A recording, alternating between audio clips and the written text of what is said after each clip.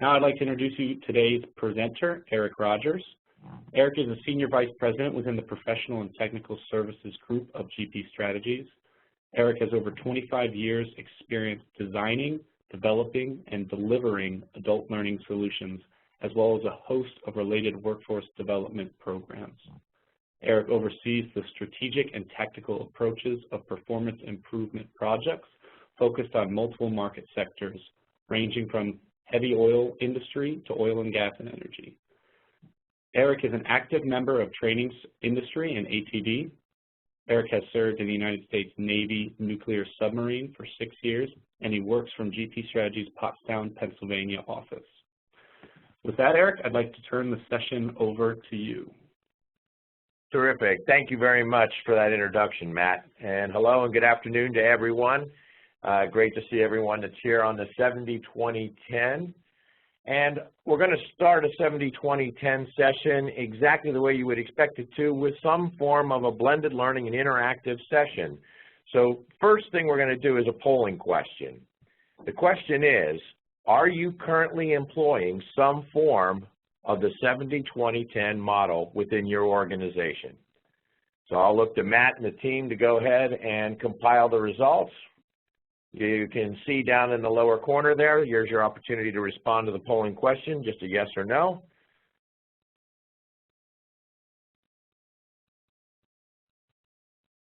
All right, we're starting to see those results come in now. And I'm going to go ahead and say we're going to call it, which actually this is an interesting poll result because we've got almost a dead center 50-50 split on our responses. Obviously, as we look at this, a lot of organizations are very, very interested in this learning strategy. The 70-20-10 model has certainly captured a lot of organizations' attention, and it continues to gain momentum, but it's morphing as well. A lot of people are starting to ask, is it 70-20-10 or is it a different ratio? What about the social learning elements? But no doubt about it, we are leaving some of that highly structured formal training as the mega percentage of our learning process, and we're going to a much more experiential learning and social learning environment going forward. And quite frankly, I mean, we have lots that tell us that human beings themselves are going to retain that information most effectively when they gain it in a practical context. So if you take some of the examples in your universities today or in your corporate facilities, it's definitely a situation where a lot less formal stand-up instruction is being employed and a lot more informal and social learning is occurring. So as we look at our model today, one of the things that we're going to be discussing through the next set of slides is we'll briefly review the origins and history of the 70-20-10 model.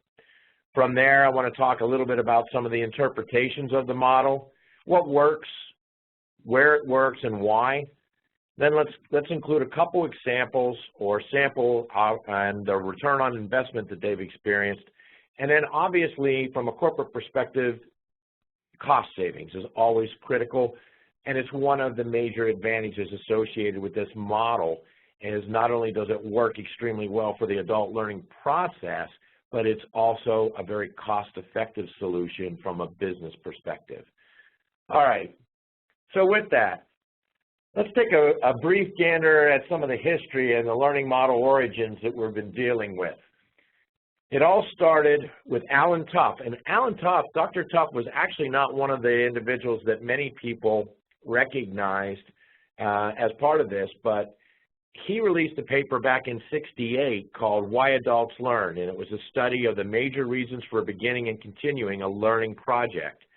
The paper never really called out the ratios, and that's why Dr. Tuff isn't always considered to be the originator, but it definitely pointed at a lot of experiential framework for the learning process.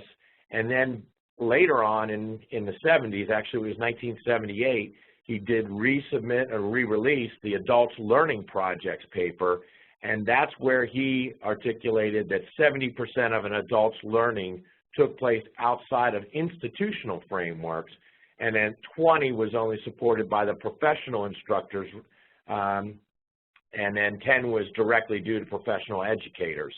So it's an interesting setup, but Alan Tuff, back in '68 and then through '78, '79, released his paper. And that leads us to Morgan McCall, Mike Lombardo, and Robert Eichinger, the Center for Creative Leadership, which is clearly, most people consider that to be the focal point. We were dealing with Morgan McCall, was kind of the leader of some of their studies, but then Robert Eichinger and Michael Lombardo went on and published in 1966 a book, the Career Architect Development Planner, and that's where they suggested formally that leaders develop best through this means rather than informal training, or excuse me, rather than formal training. So a lot of people look to the Center of Creative Leadership as the true center of where the 70-20-10 was born. Also, another interesting fact, though, is in 1998, the U.S. Bureau of Labor Statistics reported, and it actually called out 1993 and 94 research that suggested that 70% of people were learning from their jobs in an informal capacity rather than a formal or highly structured learning scenario. So even the U.S. Bureau of Labor Statistics has some ownership here. If I jump all the way up into like 2013, you start to see another thought leader, which was Jay Cross, and actually it was in 2007 up through 2013 that his research with the Institute of Learning and the Educational Development Center of Massachusetts, as well as Canada's National Research Network on new approaches to lifelong learning, definitely supported the assertions of 70-20-10. It was a little bit more like 80-20, and he didn't break it down 70-20-10, but clearly showing very close ratios similar to all of this. And right now, the last individual that you see cited there is Charles Jennings, who runs the 70-20-10 framework, and I certainly must give him credit for he has a phrase called learning at the speed of business, which is really a major emphasis of the 70-20-10 model. And you know, I expect there's going to be continued changes from where we're at even in 2014 as we enter into 2015. So with that, a quick history, if you would, on some of the origins of the 70-20-10. But let's break down and start defining it a little bit. Interpretations of the model really come down, and we've talked about this quite a bit already, but 70% is around informal learning. It's on the job, it's very experience-based, and you see parenthetically on the slide deck there, it states experiential. So what we're saying is we're not going to have individuals learn through this process by sitting in a classroom. We're going to engage them in the practical application of whatever that job is. And they're going to pick up in a much more rapid fashion and a much longer term retention by direct experience. The next section looks at the 20%. This is around coaching, mentoring, and working with your coworkers to develop some of those skills. Maybe it's a question and answering. It's still on the informal, but we use here parenthetically social learning. Now, as a quick aside, this is an area that a lot of folks are leaning into pretty heavily, and they're starting to say it's not 70-20, it may be 60-30, where they're giving more and more heavily weighted to the social aspects of the learning process. So that leads us with our last 10%, which is really those formal learning interventions, institutionalized, highly structured, a platform where an individual must follow an instructor who is going to walk him or her through that entire learning structure and construct in order to pass on learning. So that's the formal stage. So, like I had mentioned before, a lot of companies we are realizing use different percentages, and that's both profit and nonprofit. It doesn't really matter what the venue is, whether it's a financial organization, a heavy manufacturer, or it could even be a legal institute. But the realities are some of them are seeing some that are a little bit heavier weighted in the social side. So you can see that some will prescribe a 40-30-30 but others will set a 50-30-20. And then if you get into Dan Pontefract's 3-33 pervasive model, what he postulates is it's really a balance of 33% evenly shared because the social aspects have increased so much, but he also does not believe that we can completely discount down to 10% the formal training. So he has postulated that we're looking at basically a 3-3-3 setup. So that gives you an opportunity. So for those of you that have questions about it, 70-20-10 is not a specific formula. It is not a hard and fast rule. Rather, I would call it a guideline that references the experiential and the social aspects while you still have some formal education and learning experience that has to be part of the solution. All right. So with that, let's move on to the next slide as we continue to define our learning model here. And it's a rules of three. Very quickly, if you're engaging in a 70-20-10 type of learning strategy, the core question is, how do I do it? And the simplest answer is you've got to have strategy, execution, and you must have sponsorship. So what does sponsorship mean? Sponsorship means someone in a senior leadership or some group of senior leaders who are putting their shoulders behind the initiative and providing you within the corporate organization or your infrastructure the support you need from the very top. The strategy is driving alignment across the enterprise from the senior leadership down to line leadership, which leads to our execution. And this is paramount.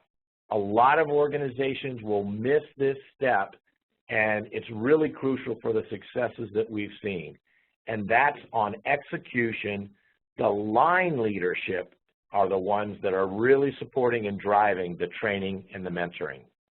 And by way of example, what I really mean there is if you took a manufacturing scenario, it would be your line leaders, the folks that are supervising a manufacturing process line that are out there directly coaching their employees and working with the labor that's supporting the manufacturing of whatever product it might be. In a different scenario, it might be in a legal house, it would be a junior counselor taking the time with some of the interns and making sure that they're receiving the right type of coaching and mentoring on whatever task it is that they're trying to complete. But that execution is more at the tip of the spear. It's where the rubber meets the road. It's that, all kinds of metaphors here, but it's really where we actually complete our tactical day-to-day tasks. That's the answer on how best to deploy the 70-20-10 model.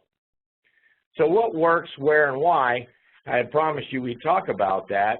So one of the immediate things that we look at is where. So it's a widely accepted learning model. It's very, very popular today. And I've just given you two very quick table sets here, or sets of bullets.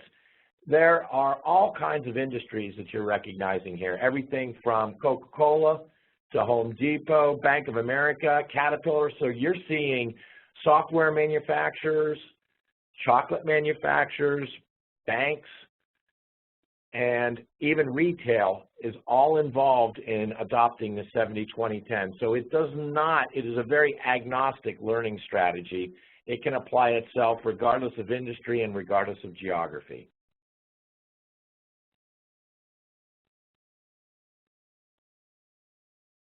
So what are some of the advantages? We've talked about the whys and the wheres. Let's talk about what works as far as an advantage here. And that's, I mentioned earlier about Charles Jennings and some of the other 70-20-10 framework setups. Well, again, I want to give him the appropriate credit, but he coins that phrase, learning at the speed of business. It's a rapid adoption of new topics, allows for more agile workforce development, and simply put, it's learning at the speed of business, which is really how our operations work today. We do not have the ability to wait 3 months until a class is going to be available, spend another 4 to 6 weeks in classroom sessions, learning all the theory in the background, and then hopefully out of that, then coming in and starting to get some opportunities. By that time, the opportunity has come and gone. So we have to be able to speed that up, and this type of a model does exactly that. A lot of people really like it. A major advantage of this model is they embrace the ratios because it aligns to what they've experienced through lifelong learning themselves. You don't have to be an adult learning specialist to agree and understand that weighing on experiential learning and giving that the highest amount of time and attention makes perfect sense. You didn't learn to ride a bike by reading a book. We all learned how to ride a bike by getting out there, skinning our knees, and figuring out the whole balance and how to get our pedals moving so that we could get enough speed to keep ourselves up. Well, the same is true regardless of what situation we're looking at, that individuals who can practice and experience it will then adapt and adopt what they've taken in and then morph themselves as they continue to gain more and more experience into a better producer regardless of what that particular talent might be. The third bullet is talking about integration of the supervisory and managerial support. You got to have them involved. And what's really nice is it's just-in-time style learning, though. And this goes back to our previous slide about execution and at the line level. But if you can get that mid-tier managerial and supervisory level to adopt and embrace this, you're going to be successful, because then they have ownership over the development of their team of folks, and as long as you can get that to occur, you're going to see good things from it. The social networking is also, we've talked about this a couple different times. I don't think there's anybody that's attending our conference here today that doesn't have some form of social networking experience and involvement. Is there a generational gap associated with some of this? Absolutely. We've seen some questions that are coming across our chat board, and that is one of the questions that's being asked is what kind of processes do we have to worry about associated with the generational gaps, and is that a reality even with this model? And the answer is quite simply yes. But it doesn't mean that there still isn't a social aspect associated with the networking. The more, I'll say the 20 to 30-something individuals that are part of your organization, they are going to adapt and adopt a social networking and social learning process much more rapidly than those that are like myself, probably 50 plus and older. That's not to say that they won't adopt and use it, but they won't be as adept in their use of it as a whole. So you're going to have some challenges there. And how to overcome that in particular is it's just blended learning. I'm oversimplifying the solution, but we've only got a 20-minute webcast here. But the simple reality on all of that is you will have generational gaps. Leveraging the social networking, I'm one of those that tends to believe that over the next 5 to 10 years, that 70-20-10 will morph, and it will drop probably to 60-30-10, and where we're going to see a much larger portion of it being social networking. So I don't want to get too caught up on that point. Let's move on. So the last point there is the substantial cost savings are being realized. We've got multiple case studies that we've witnessed ourselves inside of GP Strategies. And as organizations do this, one of the beauties of social learning as well as experiential learning is you don't have to focus as much on the content and the delivery and the presentations all the time. So you can also step away from some things, but I'm jumping ahead a few slides. So we'll save that for at the close of our presentation. So that being said, Matt, I'm going to reach out to you again. I'm going to jump to the next slide, but before we all start in on some of these examples, Matt, I'd like to have the polling question brought up again, and this polling question is going to read, where do you feel the learning model works best? And we've got 4 core areas that we're limiting it to: leadership, sales, operations and production, or executive level leadership development. So Matt, go ahead. I see you started the polling question, so thank you. We'll give everybody a chance to go ahead and start putting in your responses there. And while Matt's in the middle of compiling that information with us, I'm going to start on our first sample solution here. So a legal firm that we've dealt with literally applies the ratio as a guiding metaphor for all of their development activities, and essentially a lot with their interns. In this particular example, many of them are onboarded and they immediately go into a form of onboarding training that is much superior or much better than what they had traditionally seen, as well as integrating it with the succession planning process that has really increased the number of interns that they are retaining as a firm, and also eliminating waste in their learning strategy process. So again, a very quick example there. And I don't want to lose sight of the polling question, so I'm going to go back just for a second. And this is very, very interesting. So here's the responses that we got back. For leadership, 24% of you agreed that that was probably the best application. 9% of you felt it was around executive development. 13% around sales training and sales development. But a whopping 54% of those attending today's conference felt like it was best suited for operations and production. And I can't tell you how excited I am to see that response. And we have well in excess of 100 attendees here, so these numbers are fairly statistically valid, because that's exactly what we've seen as an organization. So let me move on to the next slide here. This second slide is an example of a firm that uses a graduate level leadership candidates with minimal learning objectives, and it's much more loosely established theories of practice. The whole intent here was to try to get their leadership candidates into a position where they could have greater attention to measurable succession planning and then develop those candidates in a more rapid fashion, and they've had terrific results with that. It's putting them in the field with a project, and I won't say that they're put out into the lake without a paddle. They're given guidance, they've got the paddle, but it's on their own initiative to navigate that lake.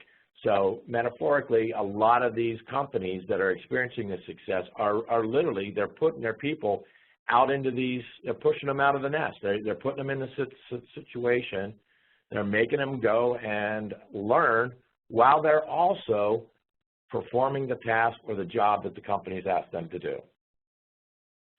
All right, and so the main point of excitement here was this last one, where a major steel manufacturer, this one happens to be one that's near and dear to my heart, had launched an apprenticeship program, and it was very heavily rooted in a structured OJT, and it was reinforced with some formal classroom, but heavy hands-on, heavy experiential learning. We talk about the return on investment or troubleshooting skills that were demonstrated an immediate jump. The plants that worked with this recognized substantial increases in their operations output, and also reductions in their downtime. Unscheduled as well as scheduled downtimes were, in the unscheduled ones, they were dramatically reduced. Their troubleshooting skills were, there's actually a story behind this, but I'm out of time, where they were able to reconcile two different issues that they had in that plant that were in excess of 20 years, that the plant had not really been able to resolve it. It had just become part of their culture. And through the process of this, some of their team was able to resolve and change those. So Matt's giving me a variety of different cues because we've run over. So what I'm going to do is try to jump to the last slide here, and that's around cost-effective strategies, and just emphasize the fact that a 70-20-10 learning model reduces costs by, obviously you have a reduction in the classroom time, you lose the brick and mortar, you don't have as many facilitators, especially paid facilitation that's required. There's a substantial increase in the use of SOJT, and yes, there is some design and development as an upfront investment, but nowhere near as much as trying to create an entire manual per se when you're creating that OJT. You've got integrated learning while performing the job, so obviously you're being able to complete the task that the company or the organization is asking you to perform, and yet you're learning in the process. Focus on informal training reduces the time spent developing these materials, which we talked about before, and more of it is just-in-time training. It's smaller, informal sessions. I often use the term burstable learning, where in short bursts, individuals will receive a core element. Maybe it's a key way to complete a task or some insight on why this particular process works better if you do it this way versus the way that the individual is currently performing. And then that learning session is over, and they institute it, they apply it, hopefully successfully. More often than not, there's a few tweaks, but then they successfully adopt it and they move on. All right, so with that, there have been a few questions that have come across, and I think based on the amount of time that we have devoted and set aside today, Matt, I'll ask you to come back on, and I think what our protocol is once this is recorded, it'll be archived and made available, and then I'll address any of the questions if there are questions there in that blog fashion, or we'll put it out that way. Does that sound right? Yeah, thanks, Eric. That was a great presentation. That's going to conclude the webinar for today. Eric covered a lot in just a little over 20 minutes, and there's still a lot more to discuss, as he mentioned. We encourage you to keep the conversation going with Eric. His contact information will be provided in the slide deck, and we will send everybody a link with the follow-up blog post that he mentioned as well, that will address some key takeaways as well as address a lot of the questions that have been coming through. So, like he said, although we have a lot more questions, for the sake of time, we're going to go ahead and wrap it up. The questions will be covered in the follow-up blog post. And so thank you again for today's speaker, Eric Rogers, and thank you everyone who attended for your time and attention. We hope you'll join us again for our next webinar, Looking Ahead, Learning Trends for 2015. That's Tuesday, December 9th. And for GP Strategies, I'm Matt Saldano. Have a great day.